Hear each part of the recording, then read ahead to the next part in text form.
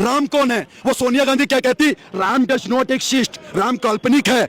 जिस देश के अंदर दशहरे में छुट्टी होती हो, जिस देश के अंदर दिवाली में छुट्टी होती हो, यहां तक सुप्रीम कोर्ट भी बंद होता हो, उस देश के अंदर जब सुप्रीम कोर्ट में कपिल सिब्बल खड़ा होकर के काला कोट पहनकर पूछा था राम कौन है, राम कहां पैदा हुए, इस बात का सबूत दो, तो क्या सवाल नहीं उठेंगे पत्रकार महोदय? पर सुनिए, आज मैं उस कपिल सिब्बल से पूछना चाहता हूं, आज मैं उन सोनिया गांधी से पूछना चाहता हूं, आज मैं उन राहुल गांधी से पूछना चाहता हूं, एक कागज के टुकड़े को छोड़ दो तो तुम्हारे पास क्या सबूत है? तुम कहां पैदा हुए बताओ मुझे।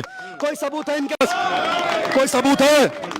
ये जो चिरकुट दिखाते हैं पिक्चरों में, कुछ चिरकुटों ने पिक्चर भी बना रखी है कि शिवलिंग पे दूध क्यों चढ़ाते? भैया मेरा दूध, मेरा पैसा, मेरा शिवलिंग तुम्हारे बाप का क्या जा रहा है? मैं 1 लीटर चढ़ाऊं, 2 लीटर चढ़ाऊं, 10 लीटर चढ़ाऊं, 100 लीटर चढ़ाऊं, 1000 लीटर चढ़ाऊं, मेरा पैसा। लेकिन गरीब में नहीं बांटेंगे, मेरा पैसा गरीब में नहीं बांटेंगे। अब आप मेरी बात सुनिए, गरीब में नहीं बांटेंगे। आप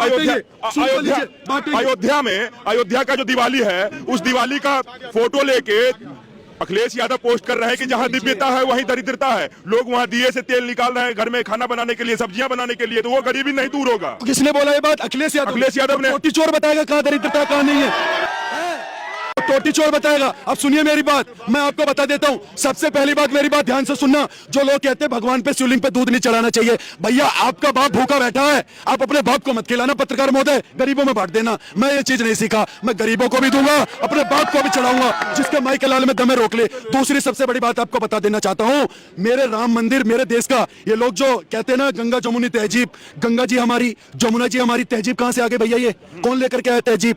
मैं चिरकुट को कहना चाहता हूं, अखिलेश यादव को सुन लो, तुम जाके राम मंदिर की सीढ़ियों पर बैठना, गरीबी को छोड़ो, दाल और रोटी के साथ सब्जी फ्री में मिलेगी, आप बैठो वहां पर जाकर के, फ्री में मिलेगी। वो पूर्व मुख्यमंत्री है, वहां मंदिर के बाहर जाके बैठे ना, अगर उनको ज्यादा, अब वो कह रहे हैं उनको खाने को नहीं मिल रहा है, तो भैया बैठो ना राम मंदिर की सीढ़ियों पे, दाल भी मिलेगी, सब्जी मिलेगी और फ्री में सब कुछ मिलेगा, रोटी भी मिलेगी, आप खाइए, कोई तो नहीं है। ये 110 करोड़ सनातनियों का देश है और हम तो इस सबको कहते हैं कि हम भैया मेहमान मानते हैं सबको, हम कहते हैं वसुधैव कुटुंबकम, सर्वे भवन्तु सुखिनः, सर्वे सन्तु निर्भया। भैया हम सबको लेकर के चलने की बात करते हैं। आप जो अध्ययन करके आए हैं हमें पता है, लेकिन ये बात बताइए, क्या राजनीति को धर्म से जोड़ना सही बात है?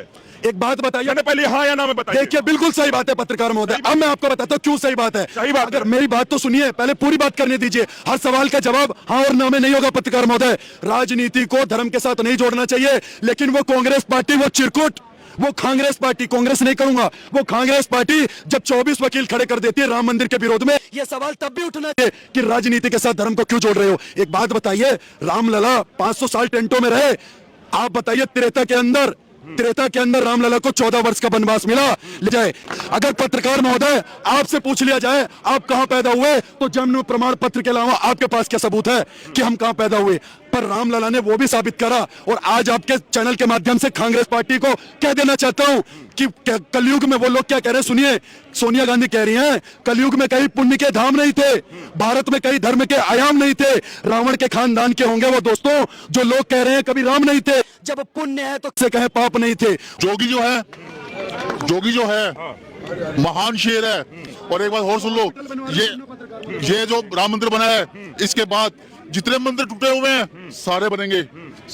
ये विनोद चड्डा की बात है और हमें पता है, भारत देश के अंदर भारत की बात होगी, भारत का रहने वाला हूँ, भारत की बात करूंगा, विदेशों की बात नहीं करूंगा। यही मोदी जी कहते हैं और यही हम छाती ठोक कर कहते हैं। आप छाती ठोक के कह तो रहे हैं, लेकिन राम मंदिर क्या बीजेपी ने बना दिया, मोदी योगी ने बना दिया? मैं बोलूंगा बाबा जी, 5000 साल से राम मंदिर नहीं बना, जब भी बनने की बात होती थी नहीं बन पाया। अगर 100 साल तक कोई और प्राइम मिनिस्टर होता, मंदिर नहीं बनता।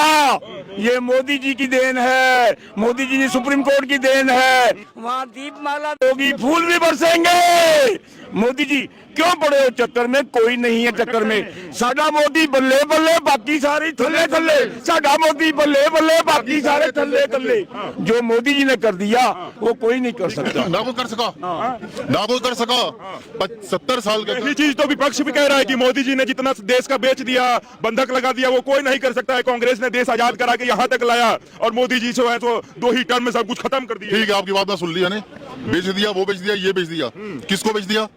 किसने बेच दिया? एक मुझे बात बताओ, किसको बेच दिया? कौन मान के भाई का लाल खरीद रहा देश? राम जी आदर्श के प्रति बहुत अच्छी बातें हैं और थे और अभी भी हैं। एक हाथ में शस्त्र है, एक हाथ में भाला है। शास्त्र वो होता है जो ज्ञान देता है, और शस्त्र वो होता है जो दुश्मन को मारता है।